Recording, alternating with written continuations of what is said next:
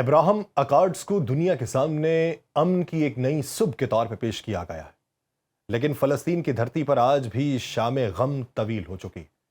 اسرائیلی بمباری، بستیوں کی توسیع اور معصوم بچوں کی لاشیں یہ بتاتی ہیں کہ یہ معاہدہ فلسطینیوں کے دکھوں پہ مرہم نہیں بلکہ ان کے زخموں پر نمک پاشی کرنے کے مترادف ثابت ہوا ہے۔ عرب ممالک اسرائیل سے ہاتھ ملا رہے ہیں، مگر غزہ اور غرب اردن میں ہر دن موت، ملبے اور آنسوؤں کی کہانی سنائی دے رہی ہے۔ امن کے دعوے آسمان پر ہیں، لیکن زمین پر خون کے دھبے گواہی دے رہے ہیں کہ فلسطینی آج بھی انصاف سے محروم ہیں، اور ان سب کے بیچ امریکہ کی پراسرار خاموشی سب سے زیادہ کچوکے لگاتی۔ دنیا کی سب سے بڑی طاقت جو خود کو آزادی اور انسانی حقوق کا علمبردار کہتی ہے، اسرائیلی مظالم پہ نہ صرف چپ ہے بلکہ اس کی پالیسی سے یہ ظلم مزید بڑھ رہا ہے۔ فلسطینی ماؤں کی سسکیاں، یتیم بچوں کی آنکھوں میں سوال اور برباد گھروں کا ملبہ پوری دنیا کو جھنجھوڑ رہا ہے، مگر واشنگٹن کے ایوانوں میں موت کا سا سکوت چھایا ہوا ہے۔ آگے بڑھنے سے پہلے کچھ ذکر ابراہم معاہدے کا کروں۔ ابراہم معاہدے کا نام سنتے ہی اکثر لوگوں کے ذہن میں یہ خیال پیدا ہوتا ہے کہ یہ کوئی صدیوں پرانا تاریخی معاہدہ ہے، لیکن حقیقت مختلف ہے۔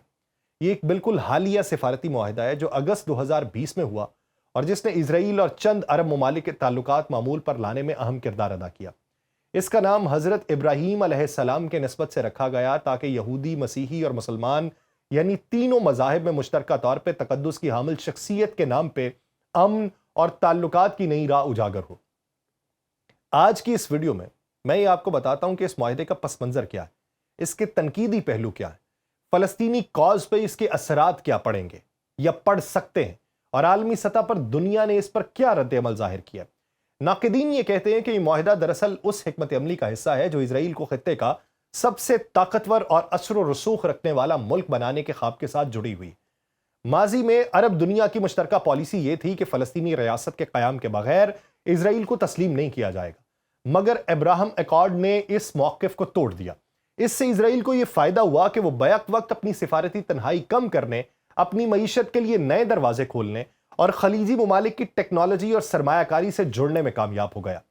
گریٹر اسرائیل کا تصور محض جغرافیائی توسیع تک محدود نہیں ہے، بلکہ یہ ایک نظریاتی اور سیاسی منصوبہ ہے جس کے مطابق اسرائیل نہ صرف اردن، شام، لبنان اور فلسطین تک اپنا اثر و رسوخ بڑھانا چاہتا ہے بلکہ خلیجی ریاستوں تک بھی اپنی بالادستی قائم کرنے کی خواہش رکھتا ہے۔ ابراہم ایکارڈ کے بعد اسرائیل کے لیے عرب ممالک کے ساتھ تعلقات قائم کرنا کہیں زیادہ آسان ہو چکا ہے، جبکہ فلسطینی کاز مزید کمزور ہوتی دکھائی دے رہی ہے۔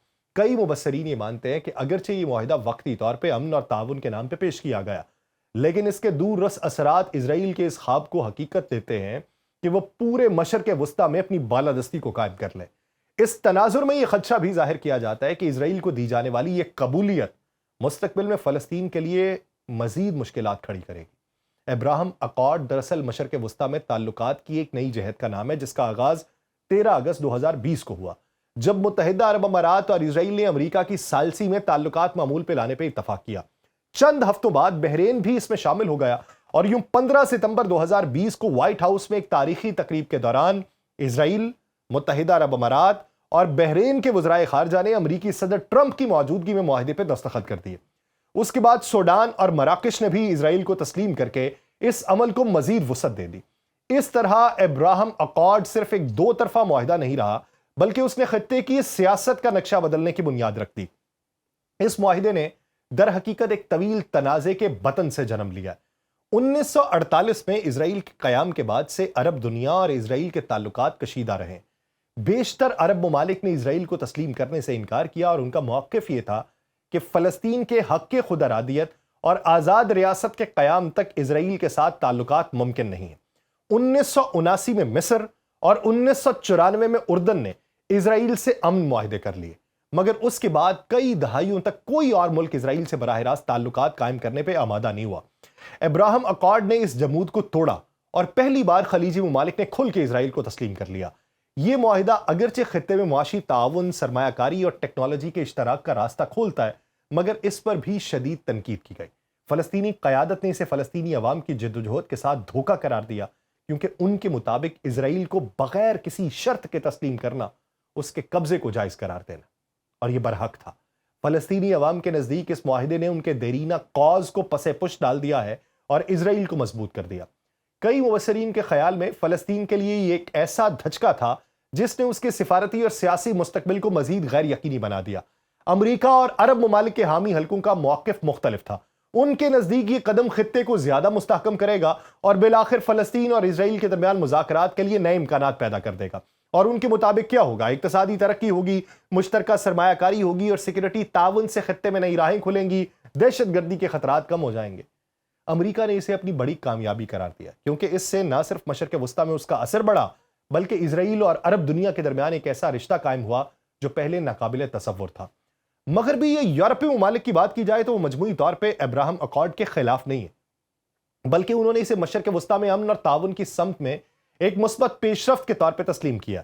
امریکہ کے ساتھ ساتھ یورپ، آسٹریلیا اور دیگر مغربی ممالک نے بھی اسرائیل اور عرب دنیا کے تعلقات معمول پہ آنے کو خوشائند قرار دیا اور ان کے نزدیک اس معاہدے سے خطے میں اقتصادی تعاون، سرمایہ کاری اور سلامتی کے نئے امکانات پیدا ہونے تھے۔ لیکن مغرب کے بیشتر حلقے فلسطین کے مسئلے کو پسے پش ڈالنے اور گریٹر اسرائیل کے تصور کو آگے بڑھانے کے خلاف ہے۔ یورپی یونین بارہا اس بات پہ زور دیتی رہی ہے کہ پائیدار امن صرف اسی وقت ممکن ہے جب فلسطینی عوام کو ایک آزاد ریاست اور حق خود ارادیت ملے۔ اسی طرح مغربی سول سوسائٹی اور انسانی حقوق کے ادارے بھی اسرائیل کی توسیع پسندانہ پالیسیز پہ تنقید کرتے ہیں اور انہیں گریٹر اسرائیل کے منصوبے سے جوڑتے ہیں۔ اس لیے کہا جا سکتا ہے کہ مغربی دنیا اگرچہ ابراہم اکارڈ کی حامی ہے لیکن وہ فلسطینی عوام کے حقوق کو نظر انداز کرنے اور اسرائیل کی ممکنہ بالادستی کے خلاف بھی واضح موقف رکھتی ہے۔ خلاصہ یہ ہے کہ ابراہم اکارڈ کو ایک طرف امن اور تعاون کی سمت ایک بڑی پیش رفت کہا جاتا ہے تو دوسری طرف اسے گریٹر اسرائیل کے خواب کی جانب ایک عملی قدم بھی سمجھا جاتا ہے۔ اس پورے معاملے میں اسرائیل نے اس معاہدے سے اپنی تنہائی توڑی ہے، عرب دنیا میں اپنی جگہ بنائی ہے، عالمی سطح پر اپنی پوزیشن کو مضبوط کرنے کی کوشش کی ہے۔ دوسری طرف کیا ہوا؟ فلسطینی کاز کمزور پڑا، مشرق وسطیٰ میں طاقت کا توازن اسرائیل کے حق میں جھکا اور گریٹر اسرائیل کے خدشات کو تقویت ملنے لگی۔ یہی وجہ ہے کہ آج بھی یہ معاہدہ خطے کی سیاست، عالمی تعلقات اور فلسطینی جدوجہد کے تناظر میں ایک بڑا اور متنازع موضوع ہے۔ یہ کہا جا سکتا ہے کہ ابراہم معاہدے نے اسرائیل کے لیے تو نئے راستے کھولے مگر یہ راستے فلسطینی حق کے خود ارادیت اور ان کی لاشوں کے اوپر سے چل کے بنائے گئے ہیں اور بغیر مکمل امن کی ضمانت نہیں دے سکتے۔